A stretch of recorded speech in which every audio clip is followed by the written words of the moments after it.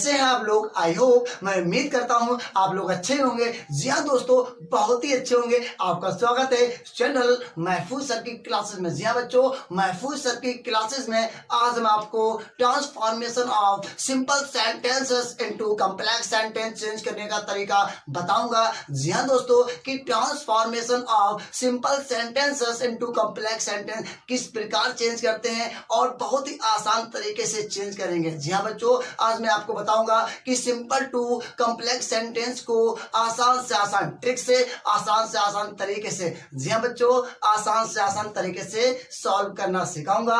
किस तरह बनते हैं ये भी बताऊंगा। जी हाँ बच्चों, आप लोग यदि पढ़ना चाहते हो तो कॉपी पेन लेकर बैठ जाइए। आज हम आपको simple to complex sentence change करना सिखाएंगे। इससे पहले मैं आपको नॉन क्लॉज से पढ़ा चुका हूं। आज मैं आपको simple sentences into complex sentence adjective clause में बताने जा रहा हूं। जी हाँ बच्चों, एडजेक्टिव क्लॉज में यदि आपने मेरा नॉन क्लॉज वाला वीडियो नहीं देखा हो तो आप जाइए YouTube पर देख लीजिएगा। आज मैं आपको एडजेक्टिव क्लॉज से रिलेटेड जितने भी सिंपल टू कॉम्प्लेक्स सेंटेंस में क्वेश्चंस आते हैं, आज मैं उनको सॉल्व करना सिखाऊंगा। जी हाँ दोस्तों, और देखिए कि transformation of simple sentences into complex sentences by using an adjective clause। जी हाँ बच्चों, an adjective clause कि adjective clause से simple एडजेक्टिव क्लॉज की सहायता से simple sentences into complex sentence किस प्रकार चेंज होते हैं। तो मैंने आपको इससे पहले भी बताया था और अब भी बता रहे हैं, तो देख लीजिएगा कि एडजेक्टिव क्लॉज में प्रयोग होने वाले कंजक्शन, जी हाँ बच्चों, एडजेक्टिव क्लॉज में प्रयोग होने वाले कंजक्शन जैसे who, which, whom, whose, that, when, where और व्हाई, हाउ। जी हाँ बच्चों, हु मीन्स होता है जो जिसने, विच माने जो जिसने, वो माने जिसको या जिसे, हुज माने जिसका, दैट माने जिसने, वेन माने कब और जब, वे माने कहाँ और जहां भी होता है, व्हाई माने जिसके कारण। जी हाँ बच्चों, और हाउ माने जिस तरीके से। जी हाँ बच्चों, जिस तरीके से। अब मैं आपको बता दूं जिस तरीके से, ये तो आपको बहुत ही सिंपल है, या आप बोल सकते हो कैसे, ये भी हमने आपको बता, जो कैसे या जिसने या कैसे कुछ भी बोल सकते हो। तो चलिए मैं आपको बता दूं कि जो हु माने जो जिसने, ये आता है व्यक्ति के लिए। जी हाँ बच्चों, व्यक्ति के लिए। विच जो जिसने, ये आता है वस्तु के लिए। हाँ जी हाँ, आप लोग कंफ्यूज हो रहे होंगे कि हु मीन्स भी जो जिसने होता है, विच मीन्स भी जो जिसने होता है, लेकिन हु मीन्स जो जिसने होता है वो वस्तु के लिए होता है। किसके लिए होता है? नहीं, व्यक्ति के लिए होता है। क्या होता है? व्यक्ति के लिए होता है। और जो जिसने आता है, विच आता है, जो जिसने, वो होता है वस्तु के लिए। जी हाँ बच्चों, वस्तु के लिए। हु माने होता है जिसको या जिसे, ये आता है व्यक्ति के लिए। हुज माने जिसका, यानी कि सजीव या निर्जीव वस्तु के लिए आता है। सजीव भी होती है और निर्जीव भी होती है। अब आपके मन में ये डाउट आ रहा होगा कि सर सजीव और निर्जीव क्या होता है, तो सुन लीजिए, मैं आपको बताऊं। जिन वस्तुओं में जान ना हो, जिन वस्तुओं में जान ना हो उसको निर्जीव बोलते हैं, और जिन वस्तुओं में जान होती है उसको सजीव बोलते हैं। जैसे कि कुत्ता, बिल्ली, मनुष्य, और जिसमें जान नहीं होती है निर्जीव होते हैं, जैसे टेबल, मेज, पंखा। जी हाँ बच्चों, अब इसके बाद दैट मीन जो जिसने, वे माने कब और जब, ये आता है समय के लिए। वेयर जहां यानी स्थान के लिए। वाई माने जिसके कारण या कारण के लिए। जिसके कारण यानी ये आता है कारण के लिए। बोलते हैं कि तुम यहाँ क्यों आए हो, यहाँ कैसे आए हो, तो ये किस में कारण के लिए होता है। रीजन पूछते क्यों आए हो और किस लिए आए बोलते नहीं है, तो वो बोलते हैं तुम यहाँ क्यों गए थे, तुम वहां क्यों गए थे, तुम वहां क्यों खेल रहे थे। ये सब रीजन यानी कारण के लिए ही होता है। अब देखिए हाउ, यानी जिस तरीके से, यानी कोई भी तरीका आ सकता है। जैसे हाउ माने कैसे वगैरह, बहुत सी चीजें आ जाती है। तो आप समझ गए होंगे। आई होप, मैं उम्मीद करता हूँ आप समझ गए होंगे। तो देखते हैं आगे। अब देखिए ये क्या होता है। इससे पहले मैंने आपको बताया था कि नॉन क्लॉज में जो हिंदी का होता है वो का अक्षर से प्रारंभ होता है। अब देखते हैं कि एडजेक्टिव क्लॉज में हिंदी का अक्षर किस अक्षर से प्रारंभ होगा।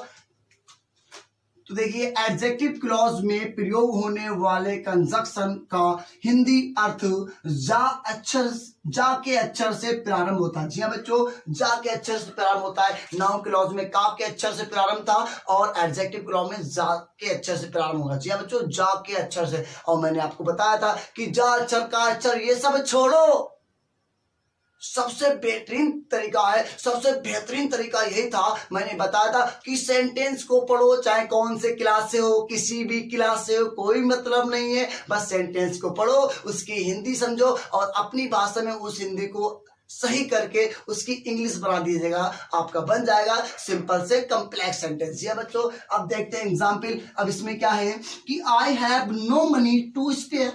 बहुत से बच्चे बोलते हैं कि I have no money to spare. Sir I have no money, मेरे पास पैसे नहीं है। टू माने के लिए, स्पेयर माने खर्च करने। जी हाँ बच्चों, खर्च करना होता है, स्पेयर मीन्स होता है खर्च करना। तो I have no money to spare, मेरे पास पैसे नहीं है खर्च करने के लिए। जी हाँ बच्चों, खर्च करने के लिए। तो आप सोचोगे इसका क्या बनेगा, तो मैं बता दूं, हम ऐसे बनाएंगे, आई हैव नो मनी, मेरे पास पैसे नहीं है, विच आई कैन स्पेयर, जिसे मैं खर्च कर सकूं। जी हाँ बच्चों, जिसे मैं खर्च कर सकूं या खर्च कर सकता हूं। जी हाँ बच्चों, आई हैव नो मनी, मेरे पास पैसे नहीं है, इसका कॉम्प्लेक्स हो जाएगा आई हैव नो मनी, मेरे पास पैसे नहीं है, विच आई कैन स्पेयर, जिसे मैं खर्च कर सकूं। जी हाँ बच्चों, खर्च कर सकूं। तो आई हैव नो मनी, तो इसको बनाएंगे I have no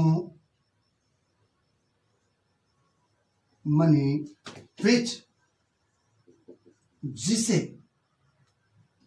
I can spare. जी हाँ बच्चों, कैन स्पेयर, जिसे मैं खर्च कर सकूं। ये बन गया आपका सेंटेंस। हमने आपको बताया था कि हिंदी को समझो और उसकी उस हिंदी को अपने माइंड से अच्छी तरह से सीधी करो और फिर उसको आराम से इंग्लिश चेंज कर दीजिएगा। ये आपका बन गया I have no money to spare, मेरे पास पैसे नहीं है, टू स्पेयर नहीं खर्च करने के लिए। तो आपका बन जाएगा आई हैव नो मनी, मेरे पास पैसे नहीं है, विच आई कैन स्पेयर, जिसे मैं खर्च कर सकूं।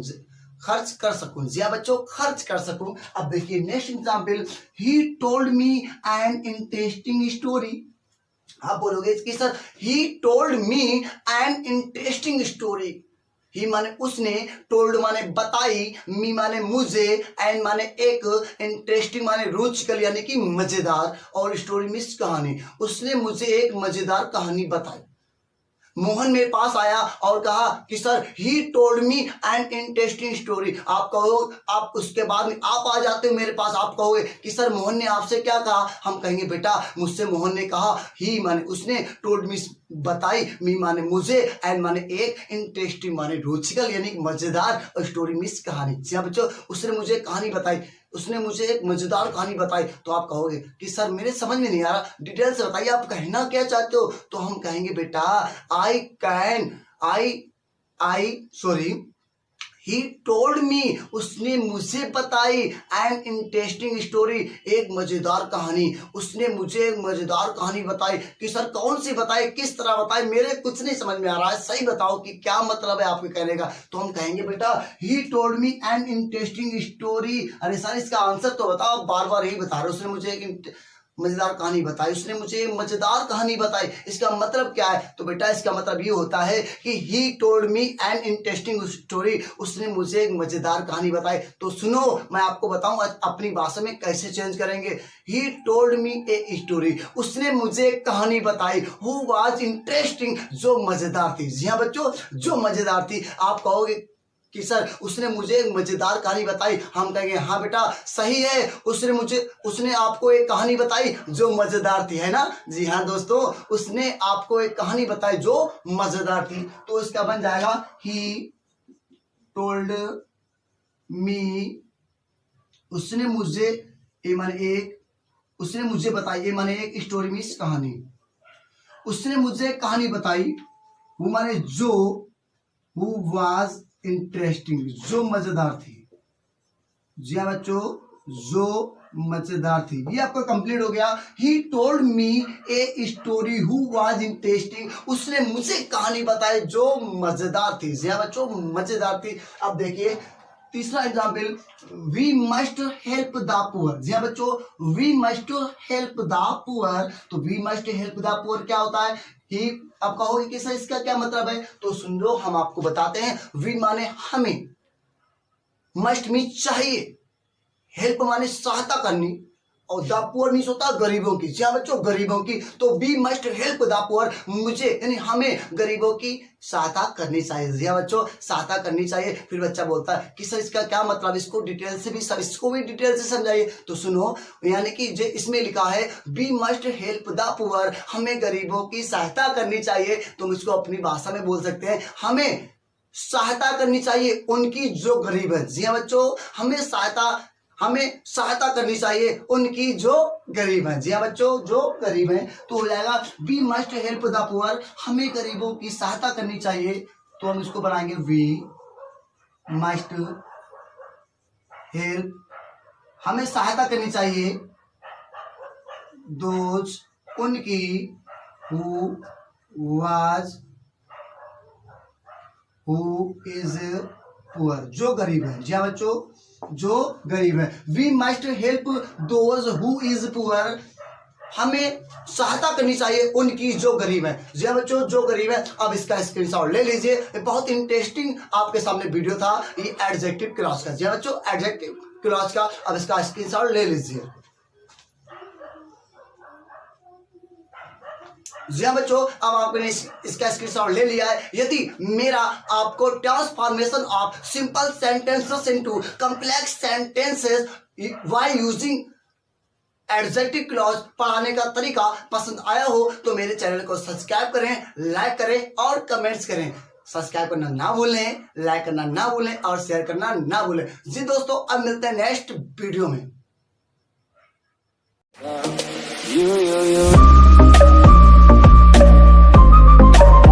California dreaming about